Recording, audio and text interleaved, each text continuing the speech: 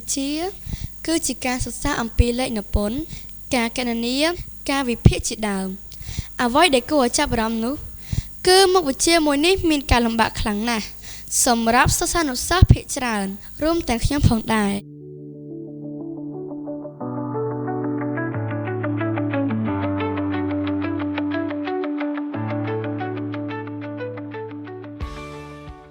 ជំរាបសួរខ្ញុំច័ន្ទថងសុជីតា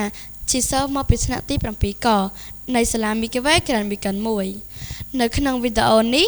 ខ្ញុំមានវិធីសាស្ត្រមួយចំនួនដើម្បីឲ្យសិស្សអាចរៀនគណិតវិទ្យាបានឆាប់ចេះទី1រៀនឲ្យច្បាស់ពីមូលដ្ឋានគ្រឹះពីថ្នាក់ក្រោមការរៀនឲ្យច្បាស់ពីមូលដ្ឋានគ្រឹះនៃគណិតវិទ្យាពីថ្នាក់ក្រោមមកគឺជាទុនយ៉ាងសំខាន់ក្នុងការយកទៅប្រើប្រាស់និងរៀនឲ្យបានស៊ីជម្រៅនៅថ្នាក់លើឬថ្នាក់ខ្ពស់យ៉ាងពិតប្រាកដ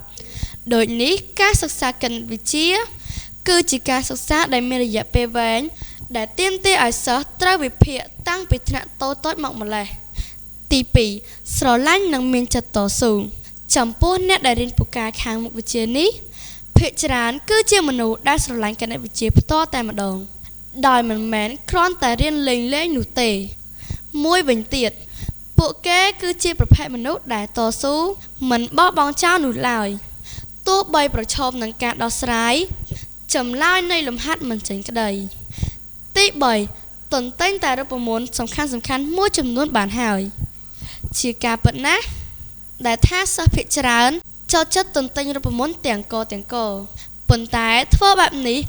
គឺគ្រាន់តែឲ្យពួកគេចងចាំក្នុងរយៈពេលខ្លីតែប៉ុណ្ណោះ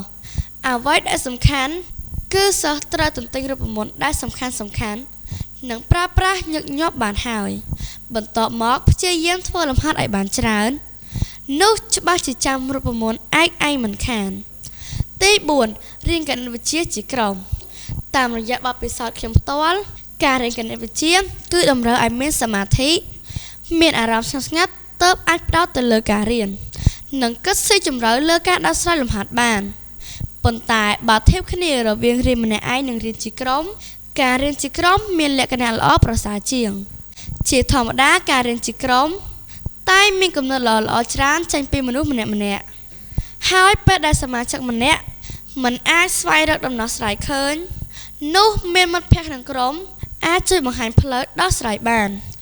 ទី5ចែកម៉ោងរៀនឲ្យបានច្បាស់នៅក្នុងមុខជំនាញគណិតវិទ្យាមួយតែងបែងចែកជាមុខវិជ្ជាផ្នែកជាច្រើនទៀតដែលមានដូចជាបច្ចេកគណិតគណិតវិភាគការគណនាធរណីមាត្រជាដើមដូចនេះគេមិនត្រូវរៀនវាទាំងអស់ច្របល់ចូលគ្នាក្នុងពេលតែមួយឡើយអ្វីដែលល្អគឺការបែងចែកពេលវេលាថាថ្ងៃនេះគួររៀនផ្នែកមួយណាហើយថ្ងៃស្អែករៀនផ្នែកមួយណាសម្រាប់ខ្ញុំផ្ទាល់គឺពេលយប់ជាពេលដែលល្អសម្រាប់ការរៀនព្រោះមានអារម្មណ៍ស្ងប់ស្ងាត់និងមានពេលច្រើនដើម្បីគិតឲ្យបានស៊ីជម្រៅទី6រៀនធ្វើលំហាត់តូចៗឲ្យបានចេះជាមុនសិនបើតាមការយល់ឃើញរបស់ខ្ញុំសិស្សភាគច្រើនចូលចិត្តធ្វើលំហាត់តាមវិញ្ញាសាប្រឡងនានាដែលធ្លាប់ចេញនាពេលមុនប៉ុន្តែมันបានឆ្លងកាត់ធ្វើលំហាត់តូចជាមុនសិននោះឡើយប្រការនេះគឺมันអាចឲ្យគាត់រៀនចេះគណិតវិទ្យាឡើយគឺគ្រាន់តែជាការរៀនឲ្យបានប្រឡងចប់តែប៉ុណ្ណោះកាលណាគេយល់ពីលំហាត់តូចនៅតាមមេរៀនរួចសិនតើគេអាចឆ្ពោះទៅធ្វើវិញ្ញាសាប្រឡងជាក្រោយនោះតើជាការត្រឹមត្រូវទី7ចេះស្រាវជ្រាវតាមអ៊ីនធឺណិតបច្ចុប្បន្នដោយសារតែបច្ចេកវិទ្យាព័ត៌មានវិទ្យាមានការរីកចម្រើនខ្លាំងដូចនេះវាបានបង្កភាពងាយស្រួលដល់សិស្សក្នុងការរៀនគណិតវិទ្យាតាមប្រព័ន្ធអនឡាញដូចជា website គណិតវិទ្យាល្អៗ Facebook Group ដែលមានសមាជិកជាអ្នកគណិតវិទ្យានិងអាចស្វែងរកវីដេអូតាម YouTube ស្ដីពីការបង្រៀនដោះស្រាយលំហាត់ថែមទៀតផងអរគុណសម្រាប់ការទស្សនាវីដេអូនេះពីដើមដល់ចប់ប្រសិនបើអ្នកទាំងអស់គ្នាយល់ថាវីដេអូនេះមានប្រយោជន៍សូមជួយចែករំលែកទៅកាន់មិត្តភក្តិបន្តពីខ្ញុំច័ន្ទថនសុជាតាសូមអរគុណសូមជម្រាបលាជួបគ្នានៅវីដេអូបន្ទាប់